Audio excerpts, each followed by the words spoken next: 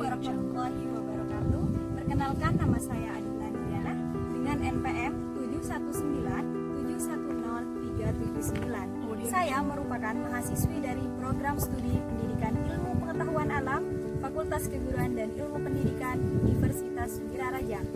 Nah, kali ini saya akan membuat video mengenai ekosistem untuk memenuhi tugas dari mata kuliah pengantar ekologi dengan dosen pengampu Bapak Jeffrey Nur Hidayat. Materi kali ini yaitu ekosistem. Apa itu ekosistem? Menurut ODU, ekosistem adalah unit fungsional dasar dalam ekologi yang mana di dalamnya tercakup organisme dan lingkungannya, baik lingkungan abiotik dan lingkungan biotik, yang diantara keduanya saling mempengaruhi satu sama lain. Ekosistem yang ada di dunia terbagi menjadi dua, yaitu ekosistem alam dan ekosistem buatan. Ekosistem alam terdiri atas semua ekosistem yang berasal dari alam, bukan buatan manusia, yang terbagi menjadi dua, yaitu ekosistem air dan ekosistem darat. Nah, ekosistem air ini terbagi menjadi dua, yaitu ekosistem air tawar dan ekosistem air asin.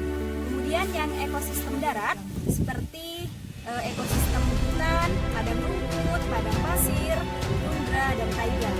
Sedangkan ekosistem buatan merupakan ekosistem yang diciptakan manusia untuk memenuhi kebutuhan manusia. Contoh dari ekosistem buatan seperti bendungan, sawah, perkebunan, kolam ikan, dan lain sebagainya. Nah, kali ini saya akan membahas mengenai ekosistem sawah.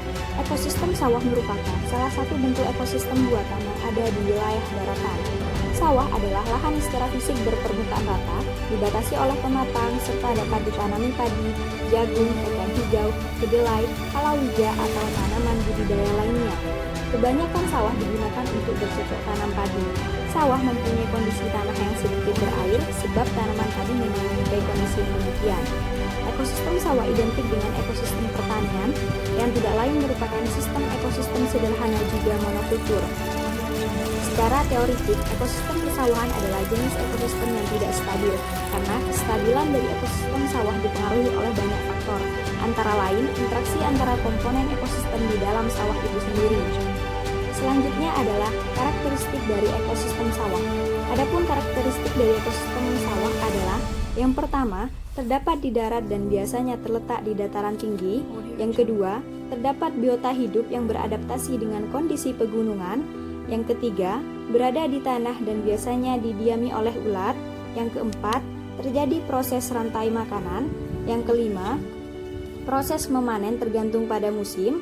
Dan yang keenam, dapat terjadi kerusakan oleh senyawa kimia maupun biota makhluk hidup. Berhubung sekarang bukan musim padi, jadi sawah di sini banyak ditanami oleh tanaman jagung. Sebagai suatu ekosistem, sawah memiliki dua komponen utama, yaitu komponen biotik dan komponen abiotik.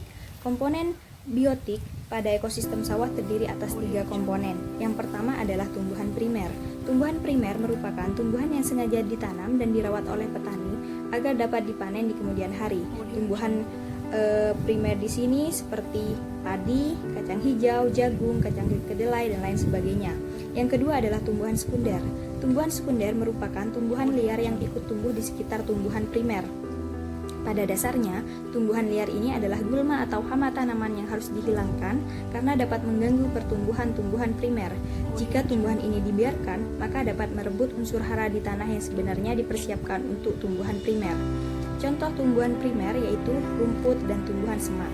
Yang ketiga adalah hewan. Adapun pada ekosistem sawah terdapat beberapa jenis hewan. Hewan yang tidak mengganggu, misalnya seperti cacing, ular, ikan, burung hantu, dan elang. Sedangkan beberapa hewan yang merugikan seperti tikus, burung pemakan biji-bijian, ulat, serangga, dan keong emas. Adapun individu yang terdapat dalam ekosistem sawah seperti seekor ulat, seekor cacing, seekor katak, dan lain sebagainya. Sedangkan populasi pada ekosistem sawah seperti populasi katak, populasi ular, populasi serangga. Dan komunitas dalam ekosistem sawah adalah komunitas sawah. Selanjutnya adalah komponen abiotik. Komponen abiotik pada ekosistem sawah yang pertama adalah tanah.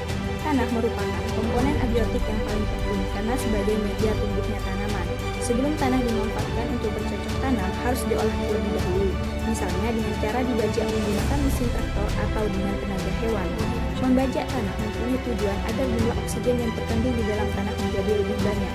Kadar oksigen yang cukup sangat baik untuk organisme yang membantu menyuburkan tanah, bukan malah menjadi faktor penyebab pencemaran tanah. Yang kedua adalah air. Air juga merupakan komponen abiotik yang sangat penting agar bisa tumbuh dan berkembang biak. Apabila ketersediaan air tidak mencukupi, maka sawah akan mengalami kekeringan dan gagal panen. Akan tetapi, jika jumlah air yang mengairi sawah terlalu berlebihan, maka dapat menyebabkan banjir dan juga gagal panen, sehingga sistem irigasi atau pengairan harus dibuat sebaik mungkin agar sawah menjadi produktif. Yang ketiga adalah cahaya matahari. Cahaya matahari dibutuhkan oleh tumbuhan dalam proses fotosintesis. Fotosintesis akan menghasilkan glukosa yang digunakan untuk tumbuh dan sebagian besarnya disimpan dalam salah satu bagian tubuhnya. Bagian tumbuhan yang mengandung glukosa itulah yang nantinya dapat dipanen oleh manusia. Selanjutnya adalah udara. Udara mengandung berbagai macam gas seperti oksigen, nitrogen, dan karbon dioksida. Fungsi oksigen adalah untuk bernafas, fungsi nitrogen membentuk protein, sedangkan karbon dioksida berfungsi untuk tumbuhan atau tanaman dalam melakukan proses fotosintesis. Selanjutnya adalah iklim. Iklim merupakan keadaan cuaca dalam jangka waktu yang panjang, misalnya per tahun ataupun per periode, sedangkan cuaca adalah iklim yang terdapat di suatu daerah dalam jangka waktu pendek, contohnya mingguan atau bulanan. Kedua komponen tersebut membentuk suatu hubungan timbal balik. Dalam suatu ekosistem terdapat suatu keseimbangan yang disebut dengan homeostatis, yaitu kemampuan ekosistem untuk menahan berbagai perubahan dalam sistem secara keseluruhan. Adapun contoh dari ekosistem sawah seperti ekosistem sawah tada hujan, ekosistem sawah pasang surut, ekosistem sawah lebak, dan lain sebagainya. Nah, mungkin hanya ini yang dapat saya sampaikan. Semoga video kali ini bermanfaat bagi teman-teman semua. Akhirnya dari saya, wassalamualaikum warahmatullahi wabarakatuh. Thank you.